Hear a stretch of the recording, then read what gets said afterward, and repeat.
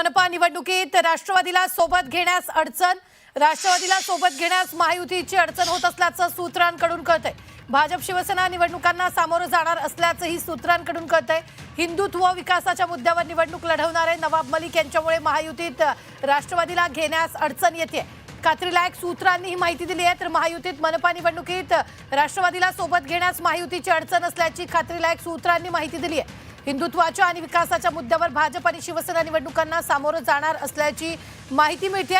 तर नवाब मलिक यांच्यामुळे महायुतीत राष्ट्रवादीला घेण्यास अडचण असल्याची सूत्रांनी माहिती दिली आहे। कालच्या बैठकीत याबाबत मुख्यमंत्री देवेंद्र फडणवीस आणि एकनाथ शिंदे यांची चर्चा झाल्याची ही माहिती सूत्रांनी दिलेली। या संदर्भात ताजे अपडेट देत आहेत आपले प्रतिनिधी कपिल राऊत।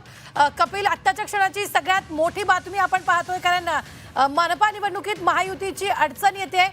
यावेळी भाजप आणि सेना निवडणुकांना सामोरं जाणार आहे, तर दुसरीकडे राष्ट्रवादीला सोबत घेण्यास अडचण येत असल्याचं कळतंय।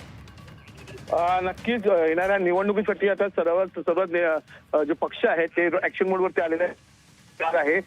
काल एक बैठक झाली होती या तिन्ही नेत्यांमध्ये आणि त्या बैठकीमध्ये एक सूर लागलेला आहे का शिवसेना आणि भाजप हे येणाऱ्या काळामध्ये जे निवडणुका आहेत त्या निवडणुका हिंदुत्व आणि विकास कामावरती करणार आहेत, त्याचा मुद्दा पुढे आणणार आहेत। परंतु हा मुद्दा पुढे आणत असताना राष्ट्रवादीशी कसं काय हात मिळवणी करणं हा एक मोठा प्रश्न दोघांसमोर आहे। कारण नवाब मलिक सारखे जे नेते आहेत त्यामुळे आता हिंदुत्वाचा मुद्दा कसा काय पुढे आणू शकतो हा एक प्रश्न त्यांच्या मनात आहे। त्यामुळे आता तिघं एकत्र येणार का पुढे येणार काळात, का फक्त भाजप आणि शिवसेनाची युती होणार हे पाहणं खूप गरजेचं असणार आहे। सध्याच्या स्थितीला तरी भाजप आणि शिवसेना हे राष्ट्रवादीला न घेण्याच्या स्थितीत आहेत अशी खात्रीलायक माहिती झी मीडियाच्या हाती आलेली आहे। काही सेकंदांसाठी तुम्हाला थांबवते। सूरज चव्हाण राष्ट्रवादीचे नेते आपल्या बरोबर जोडले गेलेले आहेत। सूरजजी, एक मोठी बातमी सूत्रांच्या हवाल्यातून आमच्याकडे येते, राष्ट्रवादीला सोबत घेण्यास आता महायुतीला अडचण होते।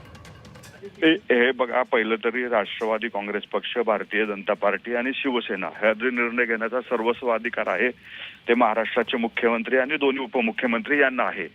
अशा पक्षाच्या अंतर्गत बैठकीमध्ये काय झालं त्याच्यावरती प्रतिक्रिया देण्यापेक्षा नेते हे अंतिम निर्णय घेतात। अंतिम निर्णय सगळ्या पक्षातल्या पदाधिकाऱ्याला मान्य करावं लागतं।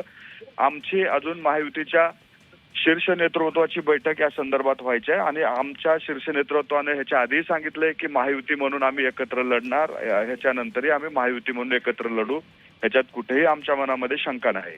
बरं सूरजजी, एक महत्त्वाचा विषय याच्यामध्ये मुख्यमंत्र्यांची आणि शिंदेची काल बैठक झालेली आहे, त्या बैठकीत ही चर्चा झाल्याची देखील माहिती मिळते।